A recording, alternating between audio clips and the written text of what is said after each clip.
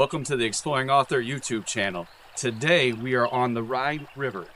And right behind me, we're going to be talking about this beautiful white structure called the Mäuseturm, or Mouse Tower. And across from it is the Castle Ehrenfels, which plays a bit of a role with the tower itself. But aside from the beauty of the area, what makes this tower so interesting is how it got its name, Mouse Tower. Now, Mouse Tower on the surface doesn't sound very interesting, but there is a deep, dark, and twisted legend that is associated to how it got its name.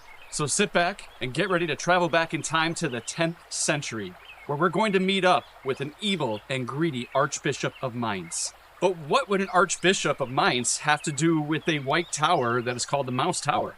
Doesn't make much sense, does it? Well, sit back, because you're about to find out as we explore this dark and twisted tale. But first, let's learn a little bit about the tower itself and the castle that sits across from it. Mäuseturm, or Mouse Tower, sits on an island with the same name. Built in the 14th century in the middle of the famous Rhine River, Mouse Tower mostly supported Castle Ehrenfels with tax collections and acted as a custom station. This tower also assisted ships in navigating the dangerous passages nearby. Like many castles and towers in the area, the tower was destroyed by the French armies during the 9 Years' War from 1593 to 1603. The tower was restored in 1845 and then operated as a signal tower to passing ships until 1974, when they widened the river, which essentially obsoleted its intended purpose. You can catch a closer view of the tower if you'd like on the river ferry that runs from Bingen to the towns further north. So now that you know a little bit more about the history of this beautiful tower, it is time to talk about the legend itself. So sit back as we tell you the story of the legend of Mouse Tower. According to legend, there was a ruler in the area called Archbishop Hatto. He was a cruel and sinister overlord who abused and took advantage of his power by suppressing the peasants at every turn. In the year 974, a great famine swept the land, which caused all the peasants to deplete their food supply. Hatto had an immense supply of grain in his barns, but continued his path of greed and sold it to the highest bidder. This greed caused the peasants to be without food. As is often the case, hunger turned to anger, and the word of planned rebellion reached Hatto. In order to quell the rebellion, Hatto asked the peasants to go to an empty barn with the promise of food for them all. Of course, the peasants were excited at the thought of food in their empty bellies, but it was not to be.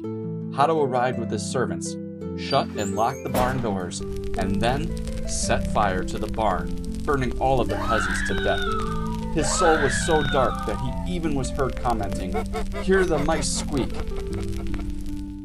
But karma was soon to reach Hatto, as when he arrived back to his castle, an army of mice besieged him. Betting against the mice being able to swim, he fled with a boat to an island and a tower in the middle of the Rhine River. Some of the mice drowned, but many survived the swim to that island. Hatto lost his gamble. The mice chewed through the tower doors and raced to the top of the tower, where they ate Hatto alive all the way to the bone. So, not such a nice archbishop as it turns out. But that's the thing. With a beautiful white tower, maybe slightly obscure on the Rhine River, we kind of look at it and say, yeah, that's really pretty.